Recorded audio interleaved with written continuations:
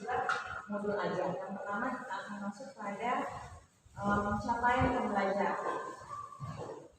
Jadi perlu kita ketahui ya, tadi Mencoki sudah sempat membahas, kemarin Mencoki sudah sempat membahas mengenai capaian pembelajaran ini tidak bisa diubah, oleh karena capaian pembelajaran ini ditentukan oleh pemerintah. Dan kalau di kurikulum sebelumnya itu adalah seperti tadi. Jadi yang bisa kita ubah itu nanti kita akan belajar sama-sama. Jadi capaian pembelajaran ini yang harus kita pahami terlebih dahulu yaitu bagaimana kita memahami kerangka, kurikulum, prototipe, dan prinsip penyusunan capaian pembelajaran, memahami posisi capaian pembelajaran sebagai panduan utama dalam perencanaan pembelajaran, merekonstruksi pemahaman mengenai sikap, pengetahuan, dan keterampilan, dan juga menggunakan paradigma konstruktivisme yang nanti kita akan bahas bersama, dan juga konsep memahami capaian pembelajaran ini. Nah, apa sih itu capaian pembelajaran? Capaian pembelajaran ini merupakan tujuan dari setiap fase pembelajaran siswa, yaitu menjadi kompetensi minimum yang harus kita capai, yang harus dicapai oleh peserta didik untuk setiap mata pelajaran. Capaian pembelajaran ini dirancang dengan mengacu pada standar kompetensi lulusan atau SKL dan standar isi. Nah, pembelajaran ini sebuah ibarat perjalanan ya, kita balapan. Jadi kalau misalnya kita mau berangkat pergi ke Balikpapan, kita ada tujuan yang tidak mungkin kalau kita ke Balikpapan tidak ada tujuan. Jadi seperti itu juga capaian pembelajaran yang harus kita gunakan pada saat menggunakan kurikulum berbeda ini. Ya, sehat berinfo cakap, kreatif, mandiri, dan ini sudah sempat disinggung kemarin oleh manajer ya, yaitu profil Pancasila. Tujuannya adalah pemerintah menetapkan kerangka dasar kurikulum yang terdiri dari struktur kurikulum yang ditetapkan dalam Undang-Undang Nomor 20 Tahun 2003 tentang Sistem Pendidikan Nasional di pasal 3. Nah, pengertian dari CP ini adalah kompetensi pembelajaran yang harus kita capai atau peserta didik kita melalui fase yang dimulai oleh fondasi PAUD. Jadi dari pembelajaran ini fondasi awalnya itu adalah PAUD untuk pendidikan dasar dan menengah dan disusun oleh setiap pembelajaran. Jadi penggunaan capaian pembelajaran ini ada beberapa fase yang nanti kita akan melihat fase apa aja dan itu yang kelas berapa saja. Nah, ini dia adalah skema dari tujuan pendidikan nasional. Dia akan berjalan bersama dengan profil Pancasila, standar kompetensi, dan juga standar isi, standar proses, dan standar penilaian pendidikan. Jadi seperti ini dia bersifat given ya, dari pemerintah yang tidak dapat diubah, sama seperti yang tadi saya katakan bahwa CP ini sudah ditetapkan oleh pemerintah itu sendiri. Dan jangan lupa dengan perangkat ajar yang digunakan, yaitu buku teks pembelajaran, kemudian modul mata pelajaran atau proyek profil pelajar Pancasila, dan juga kurikulum dari satuan pendidikan. Nah, ini dia CP dan strategi mencapai CP menggunakan perangkat kerja understanding by design. Jadi kalau kita mau menggunakan CP ini, kita harus tahu dulu apa itu metode backward design seperti ini. Jadi ada 3 tahap untuk perencanaan backward design ini. Yang pertama, kita harus mengidentifikasi hasil yang kita inginkan. Kemudian kita mau menentukan bukti yang dapat diterima, dan juga untuk merencanakan pengalaman belajar dan instruksi. Ini adalah metode backward design yang akan kita gunakan pada saat kita menggunakan capaian pembelajaran yang dari pemerintah tersebut. Ini identifikasi hasil yang diinginkan CP, PP dan ATP ini harus dapat terus melekat pada profil pelajar Pancasila. Sama seperti dengan garis finish CP ada di akhir kelas 12. Jadi akhir finish dari CP ini pada saat anak-anak telah menyelesaikan pendidikannya di kelas 12. Untuk mencapai garis finish ini pemerintah membuatnya ke dalam 6 type yang disebut dengan fase lamanya satu pada siswa dan bukan pada ketuntasan materi. Jadi sama seperti yang tadi, kalau capaian pembelajaran itu memang sudah ditentukan oleh pemerintah, tapi kalau kayak PP dan ATP itu tergantung bagaimana keadaan yang diperlukan oleh sekolah itu sendiri.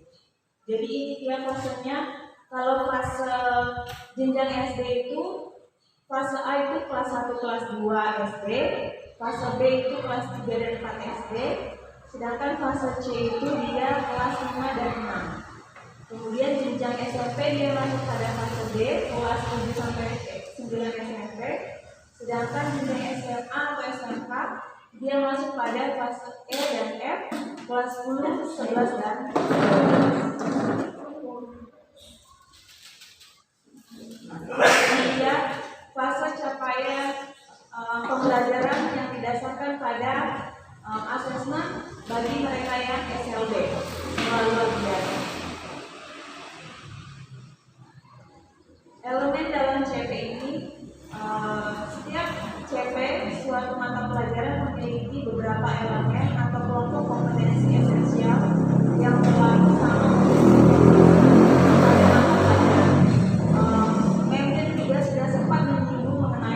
elemen-elemen pada pembelajaran. Contohnya kalau dalam CP PAUD itu terdapat nilai agama, budi pekerti, jati diri dan dasar-dasar literasi dan STEM. Dalam CP matematika itu terdapat elemen bilangan, aljabar, pengukuran, geometri dan analisis dan peluang. Nah ini dia contoh capaian pembelajaran seni rupa di fase C. Kalau di fase C tadi kelas berapa kalau teman-teman masih ingat? Ya, fase 4 dan fase 5 dan 6.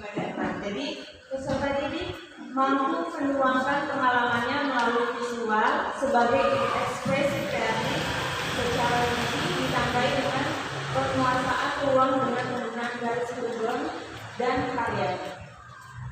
Jadi seperti ini semuanya elemen CP pada mata pelajaran seni budaya.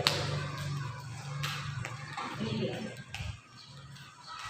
Mungkin kalau contoh lainnya yang seperti kami yang buat, mungkin saya bisa tunjukkan. Ini adalah capaian yang kami ambil berdasarkan dengan capaian pembelajaran yang kami pilih pada saat pembuatan modul pembelajaran.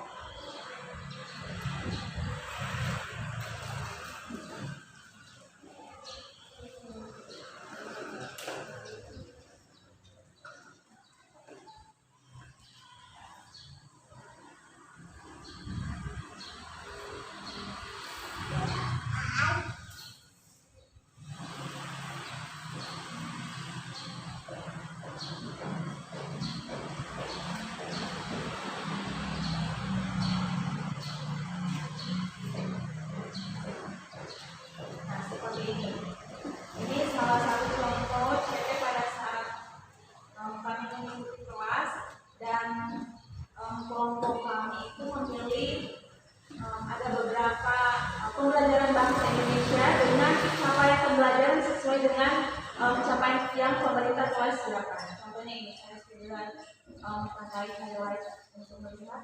Ini yang kami ambil, kemudian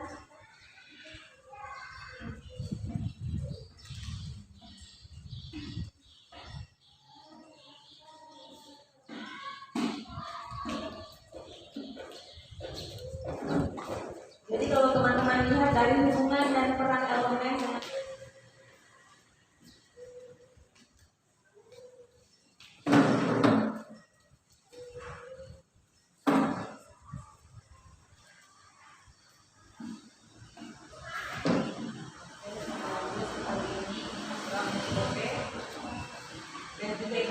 jadi bentuk pemahaman dalam CP ini prinsip menggunakan pendekatan konstruktif yang membangun pengetahuan berdasarkan pengalaman yang nyata dan kontekstual. Jadi kalau misalnya kita mau menggunakan CP ini, kita jangan lupa menggunakan pendekatan ini, yaitu dengan pendekatan membangun pengetahuan berdasarkan pengalaman nyata yang ada di sekolah dan juga secara kontekstual itu apa?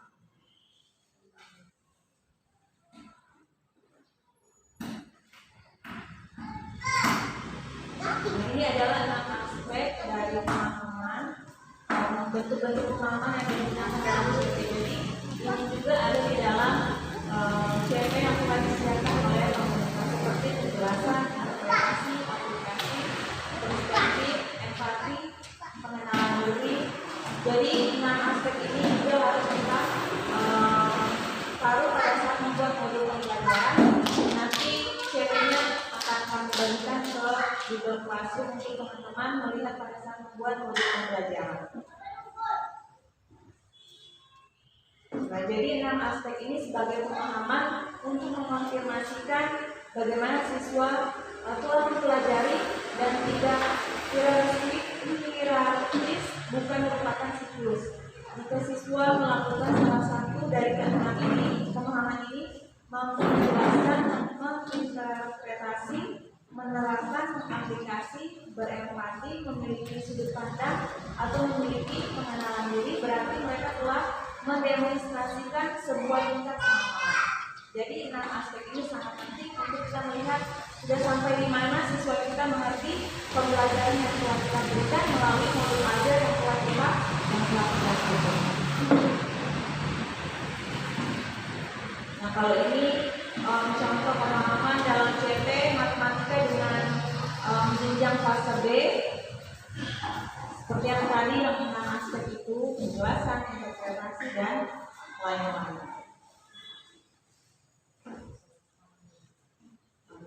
Elemen setiap mata pelajaran dapat berbeda atau sama satu dengan yang lainnya tergantung karakteristik masing-masing. Jadi elemen setiap mata pelajaran itu berbeda-beda, tapi tergantung pada karakteristik masing-masing.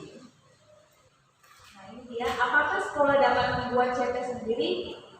Tidak. CP sifatnya terbeli atau given dari pemerintah dan tidak dapat diubah oleh satuan pendidikan yang diberikan. Keluasaan untuk menentukan memodifikasi kurikulum operasional sekolah, pos, tujuan pembelajaran, ATP, dan modul ajar berdasarkan CP. Mengapa CP disusun menggunakan metode background design? Sama seperti yang tadi saya katakan, sebelum kita mau menyusun modul ajar ini menggunakan CP, kita jangan lupa menggunakan metode background ini, background design. Dengan mengetahui tujuan akhir pembelajaran, guru dapat merancang tujuan pembelajaran dan alur tujuan pembelajaran, asesmen, kegiatan pembelajaran, dan instruksi yang tepat, bermakna, relevan, dan juga mengikuti kondisi siswa dan efektif untuk mencapai tujuan. Mungkin sampai di sini untuk pembahasan kita mengenai pemahaman capaian pembelajaran. Mungkin ada pertanyaan, saya persilakan.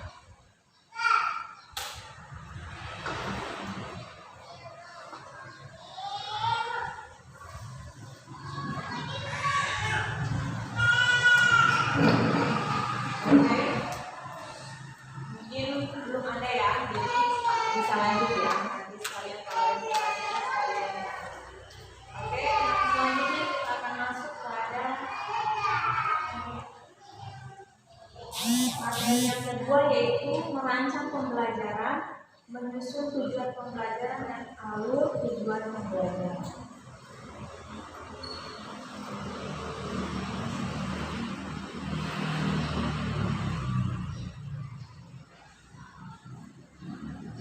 Tujuan belajar, peserta didik akan memahami tentang karakteristik dan komponen dari ATP alur tujuan pembelajaran. Jadi kalau CP capaian pembelajaran, PP tujuan pembelajaran, ATP alur tujuan pembelajaran. Jadi kalau CP itu kita ikut pemerintah, kalau PP sama ATP kita bisa memodifikasi seperti itu.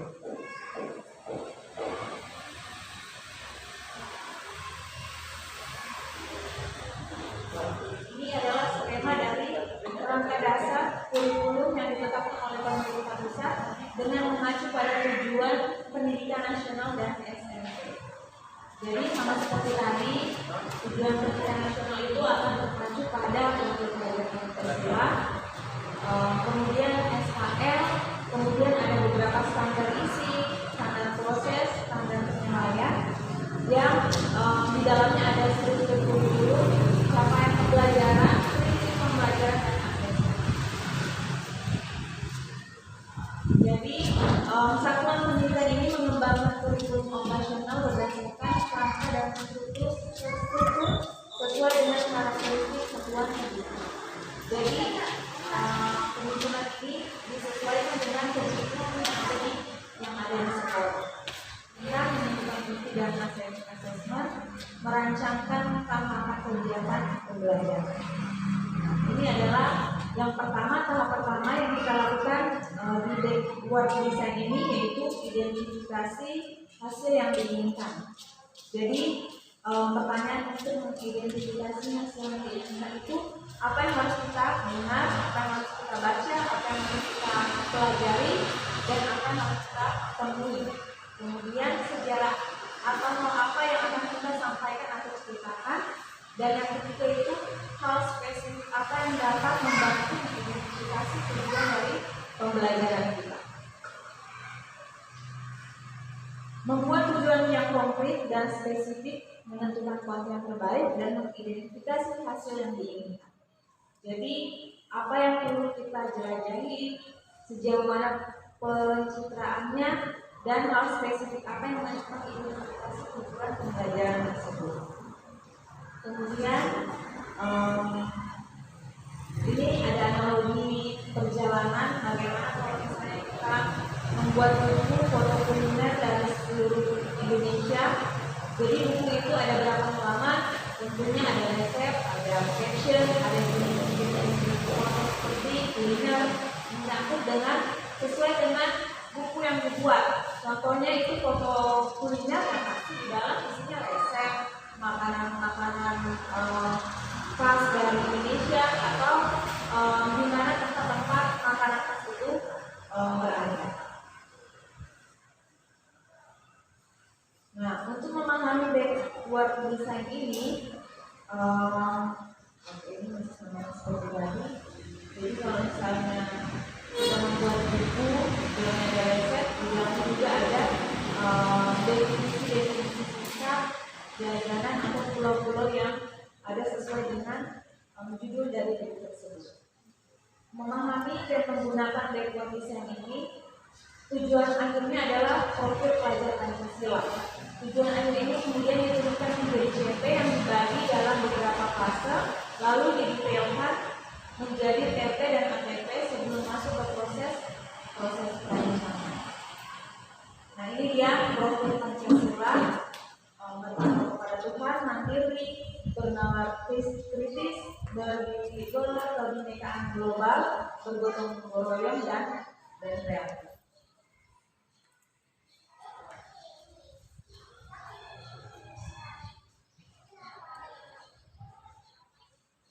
Ini masih sama seperti tahapan backward design yang sudah saya jelaskan tadi.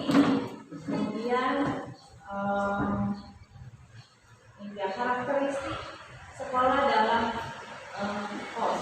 Satuan pendidikan dapat mengembangkan kurikulum operasional secara mandiri berdasarkan kerangka struktur kurikulum sesuai dengan karakteristik dan kebutuhan masing-masing.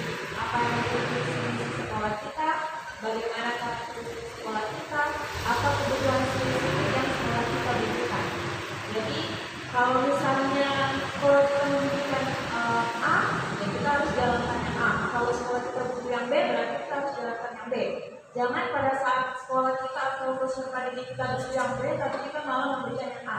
Jadi tidak akan sinkron sama visi-visi, karakteristik atau kebutuhan dari sekolah kita itu sendiri. Jadi yang harus kita perhatikan itu visi misi dari sekolah kita, kemudian apa yang menjadi tradisi atau kekhasan dari sekolah kita, bagaimana peserta, profil guru kita, murid, orang tua, bahkan sekolah kita itu seperti apa. Nah, menurut Ki Hajar Dewantara, merumuskan tujuan pembelajaran itu adalah maksud pendidikan segala kekuatan kodrat yang pada anak-anak agar mereka dapat mencapai keselamatan dan kebahagiaan yang setinggi-tingginya baik sebagai manusia maupun anggota masyarakat.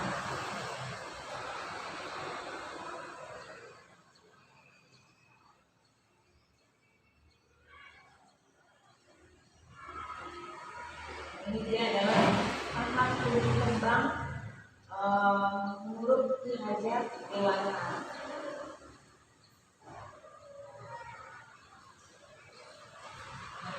Mungkin kalau saya butuh tabelnya atau diagramnya nanti akan di-share untuk teman-teman lihat bagaimana kita melihat tumbuh kembang irama dari Ki Hajar Dewantara dari umur 0 sampai 8 tahun, 9-16 tahun, atau 17 sampai 25 tahun, atau SMA.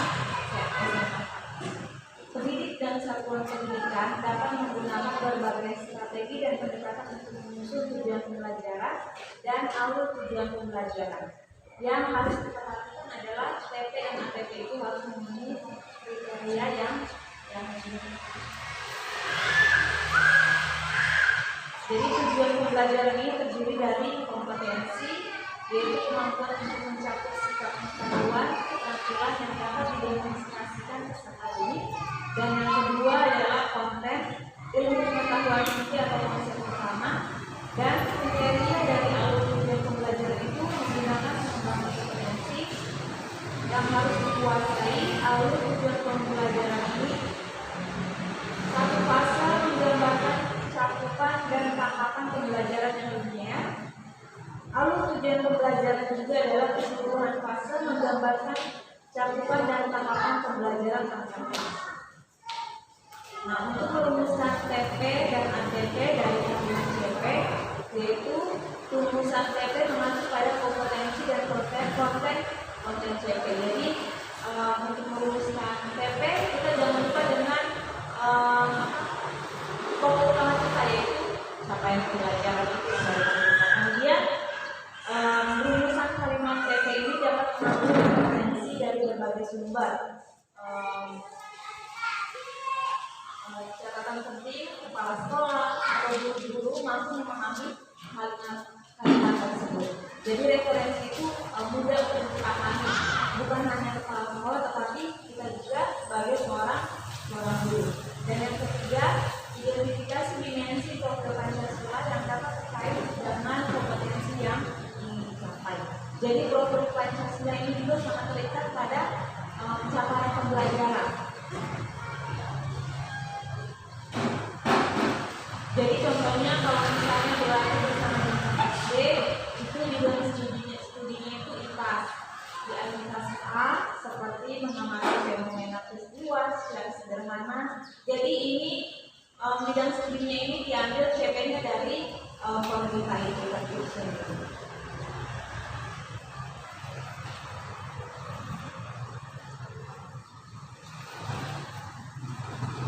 Jadi konten itu terdiri dari fenomena dan peristiwa di lingkungan sekitar, panca indera, dan alat-alat sederhana. Jadi kalau kompetensi dia mengamati, menjawab pertanyaan, membuat prediksi, melakukan penyelidikan, eksplorasi, melakukan pengukuran, organisasi informasi, mendiskusikan hasil amatan, membandingkan hasil amatan dan prediksi, dan mengkomunikasikan secara lisan dan juga secara tertulis. Jadi ini salah satu contoh juga dari CP itu. Jadi bagaimana mengamati dari panca indera sama seperti itu. Panca indera, kemudian fenomena alam seperti peristiwa, dan juga menggunakan alat sederhana, alat ukur apa yang akan kita gunakan, dan juga kompetensi apa yang kita mau pilih.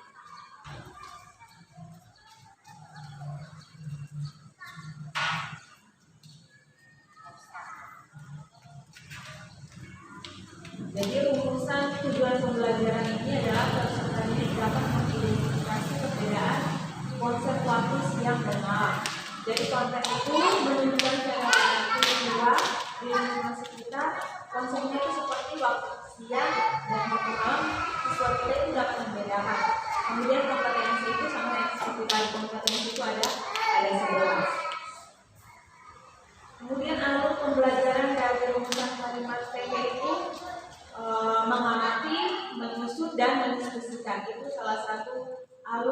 pembelajaran dari rumusan kalimat tujuan pembelajaran. Sampai di sini ada pertanyaan?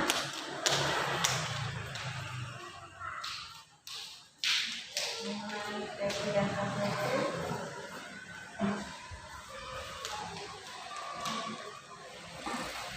Kalau tidak ada pertanyaan, kita lanjut pada materi kita yang langsung.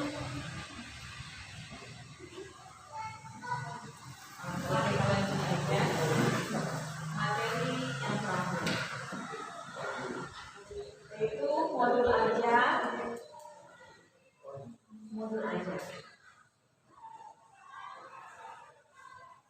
Jadi kalau kita mau masuk di modul ajar ini, poin-poinnya sama seperti yang materi-materi sebelumnya, dan juga pastinya CP dan juga ATP dan TP. Oke, modul ajar.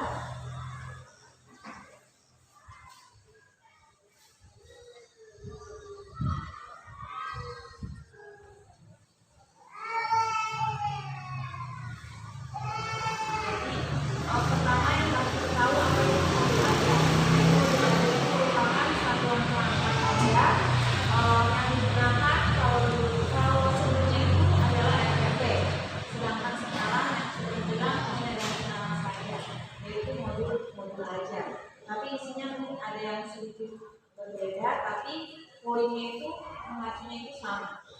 Modul ajar adalah sebuah dokumen yang berisi tujuan, langkah, metode pembelajaran, asesmen yang dibutuhkan atau topik berdasarkan alur tujuan pembelajaran. Jadi ini adalah penulisan dari modul ajar. Jadi mengacu pada kurikulum operasional, tujuan pembelajaran, alur tujuan pembelajaran, dan akhirnya akan menjadi modul ajar yang akan digunakan. Kemudian contoh alur penyusunan modul ajar ini, contohnya mata pelajaran bahasa Indonesia seperti ini. Jangan lupa dengan profil pelajar Pancasila, output dari materi sebelumnya, kemudian elemen apa yang kita inginkan terlakukan siswa ini di pembelajaran bahasa Indonesia. Contohnya ini kan, kalau dalam bahasa Indonesia orientasi pada tujuannya ke menyimak, membaca dan memeriksa, berbicara dan mempresentasikan atau menulis. Nah, ini adalah komponen dari modul ajar lengkap. Komponen modul ajar itu fasenya, kemudian jam belajarnya, model pembelajarannya, tujuan pembelajaran, dimensi Pancasila, pengetahuan dan keterampilan, persyarat, kemudian masuk kepada komponen modul ajar pertemuan, ada bahan ajar, pengembangan bermakna, pertanyaan tematik, indikator keberhasilan, asesmen, sarana dan prasarana, rancangan kegiatan, lengkap aktivitas, rubrik, bahan ajar dan bahan ajar lain yang relevan. Jadi ini kurang lebih sama dengan RPP ya, modul ajar ini.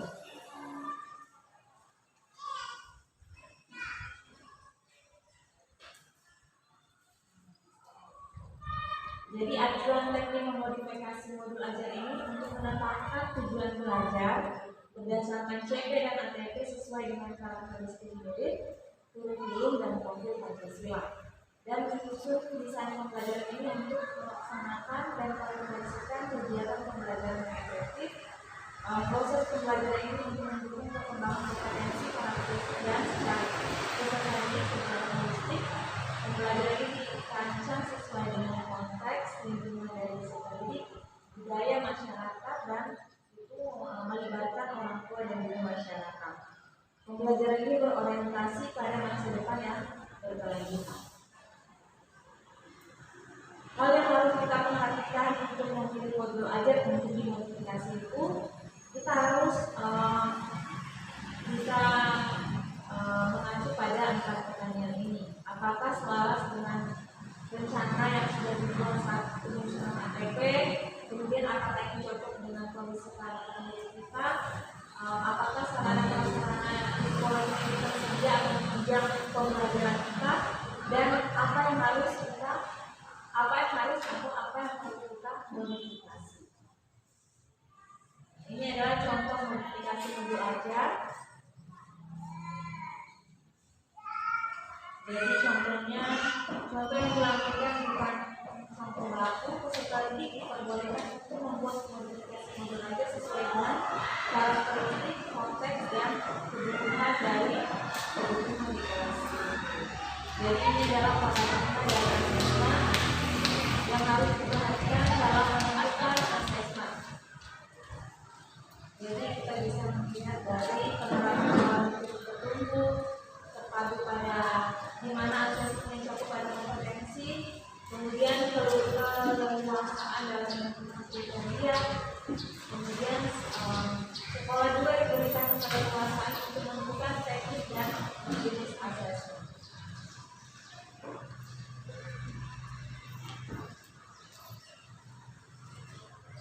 Jadi ini adalah asesmen awal pada pembelajaran yang dapat dilakukan untuk mengidentifikasi kebutuhan pelajar dan peserta didik, sama seperti yang tadi saya bilang ya, bahwa mengidentifikasi itu harus melihat kebutuhan yang diperlukan di sekolah itu sendiri. Kemudian sebelum kita menyusun modul ajar secara mandiri, kita harus melaksanakan asesmen awal sesuai dengan kebutuhan yang pada awal penelitian sudah ditentukan. Kemudian asesmen itu tidak memberatkan pendidik ataupun satuan pendidikan ini. Ini adalah alur dari asesmen untuk menentukan tujuan pembelajaran, memastikan kedalaman tujuan pembelajaran, kognisi, sikap dan kemampuan, menyusun strategi, unik, lembaga kerja, mengolah hasil asesmen dan juga kesimpulan dan sampai kepada menyusun strategi.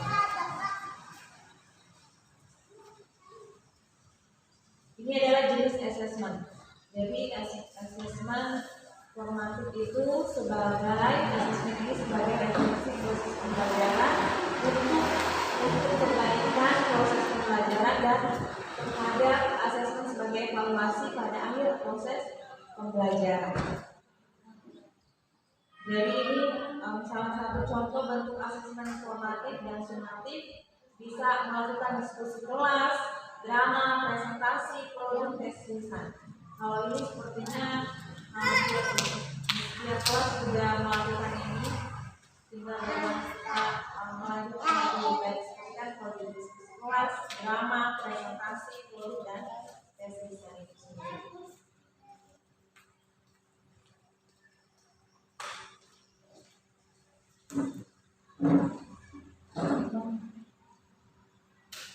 Jadi ini adalah pengembangan bahan ajar yang bersifat variatif, disesuaikan dengan buku yang telah disediakan, kemudian kembangkan bahan ajar untuk membuat kegiatan, dan buku yang telah disediakan oleh pemerintah sebagai salah satu alternatif untuk bahan ajar.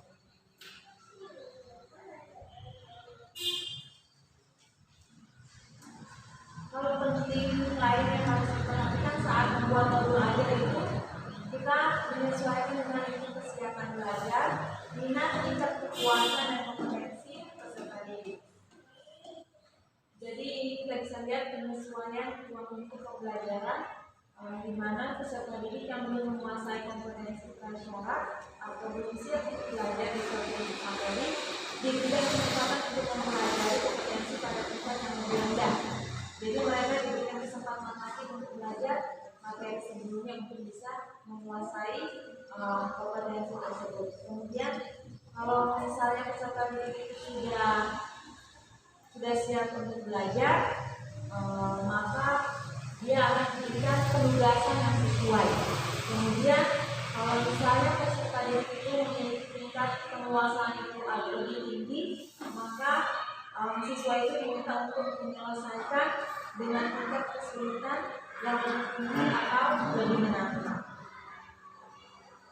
Oke, sampai di sini mungkin ada pertanyaan dari pembahasan ini.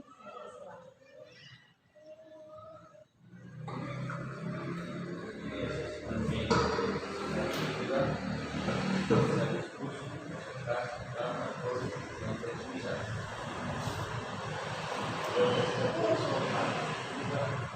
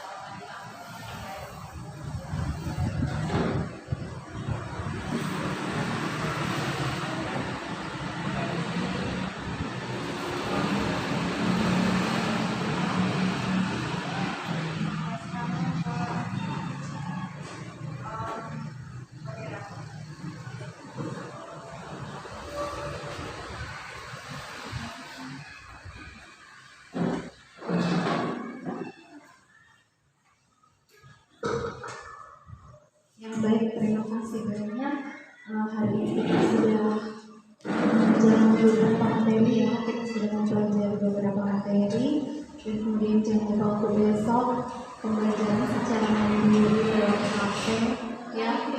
Ya, itu tugas jam pelajaran, tapi disesuaikan saja ya. Kita download platform Merdeka Mengajar dari Play Store dan kemudian Jumat kita tetap masuk juga ya. Sekaligus kita rapat akhir tahun, kita bahas tentang job description kita ya sayang hari Jumat itu. Oke, kita doa tutup ya. Doa tutup minta kesediaan. Sebelum doa tutup, kita kan punya Google Classroom. Di situ kan Sophie sudah forward pretest dan sudah terlaksana. Nanti kemudian mungkin ada beberapa LK di situ ya, perwakilan saja mungkin Sophie ya.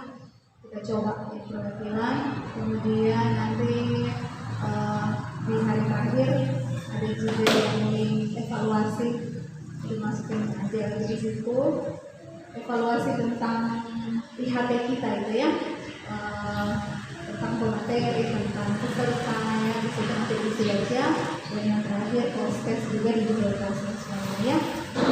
Kita akan coba. Oke, baik, kita akan akhiri pertemuan kita. Kita sama-sama terkubur, kita berdoa.